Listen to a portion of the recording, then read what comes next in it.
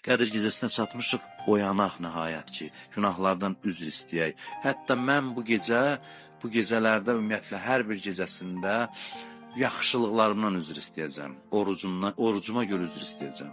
Deyəcəm, ilah, orucumdan tövbə edirəm ki, mən 19 gün, 18 gün belə bir oruç tutdum, üzr istəyirəm. Orucuma görə səndən xəcalət çəkirəm. Namazıma görə.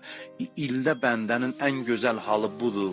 Mənim gözəl halım budur, sonunda bu halımdan üzr istəyirəm. Bütün yaxşılıqlarıma görə üzr istəyirəm. Nə ki, yaxşılıqlar eləmişəm, onlardan tövbə eləmək istəyirəm. Mən bu tutduğum orucdan tövbə eləmək istəyirəm ki, oruç tuta bilim, namaz qıla bilim, ibadət eləyə bilim. Allah da deyəcək ki, belədirsə mən səndən ibadətləri qəbul elədim.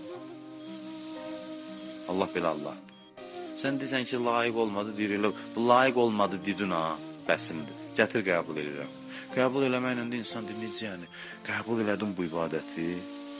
Ondan sonra daha da xəcalətli olur. Daha da utanır. Bax, Allah bəndə münasibətləri belə. Bu gecə deyək Allaha ki, biz günah eləmişik səni yüngül saydığımızdan yox. Sən bizi belə öyrəşdirmirsən. Sən bizi belə öyrəşdirmirsən. Biz günah eləmişik, sən o qədər bağışlamısan ki, biz öyrəşmişik, sən bizdən belə davranmısan. Bunu hörmətsizlik kimi başa düşmə. Bu mənim sözüm deyir, İmam Səccad belə danışır Allah. Deyir, elə mən hörmətsizlikdən olmayıb, səni yüngül saydığıma görə günah eləməmişəm. Bu gecə Allahın bəndəsi şəhadətə çatdır. Başqa nə tərif deməli üçün? Allahın bəndəsi.